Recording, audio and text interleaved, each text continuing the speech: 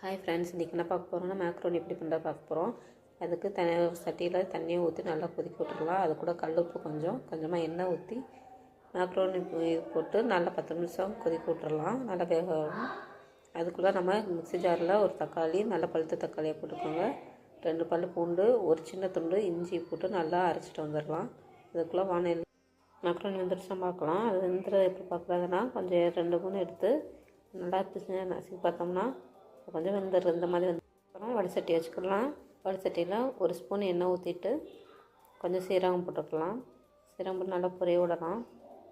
பொரிய விட்ட பிறகு கொஞ்சமாக கருவேப்பிலையும் ஆட் பண்ணிக்கலாம்.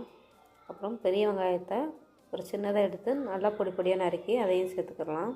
இது நல்லா பொன்னிறமாக வதங்குற வரைக்கும் நல்லா வதக்க விடலாம். பொன்னிறமாக வதங்கின பிறகு நம்ம அரைச்சி வச்ச விழுதை சேர்த்துக்கலாம். நல்லா விழுதை சேர்த்த பிறகு அதையும் கொஞ்சம் நல்லா வதக்கி விட்டுக்கலாம். சிம்லேயே இருக்கட்டும் அடுப்பு.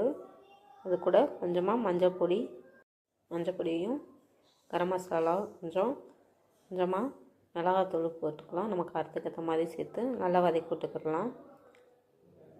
நல்லா வதக்கி விட்ட பிறகு மேக்ரோனி வெந்த மேக்ரோனியை அது கூட ஆட் பண்ணிக்கலாம். ஆட் பண்ணி நல்லா வதக்கி விட்டுக்கலாம். வதக்கி விட்ட பிறகு அடுப்பு இப்போயும் சிம்லேயே தான் இருக்கணும். கூட்டி வச்சிடாதீங்க, கீழே டக்குன்னு பிடிச்சிரும். சிம்லேயே வச்சிடலாம். நல்லா 10 மினிட்ஸ் நல்லா வேகணும், பச்சை வாசனை போகிற வரைக்கும். அதோடு நான் டொமேட்டோ சாஸும் கொஞ்சம் ஆட் பண்ணிக்கிறேன், கொஞ்சம் ஸ்வீட் டேஸ்ட்டுக்காக, கடையில் இருக்கிற மாதிரி வர்றதுக்காக. நல்லா ஆட் பண்ண பிறகு சிம்லேயே வச்சு நல்லா மூடி போட்டு 5 மினிட்ஸ் வேக வச்சேன். வச்சது கடைசியில் கொத்தமல்லி தழை தூவி பரிமாறிடலாம். அவ்வளோதான் ஃப்ரெண்ட்ஸ், சிம்பிளாக வீட்லேயே குழந்தைகளுக்கு செஞ்சு கொடுக்கலாம். ஈவினிங் ஸ்நாக்ஸுக்கு கொஞ்சம் ஃபுல்லாக இருக்கும்.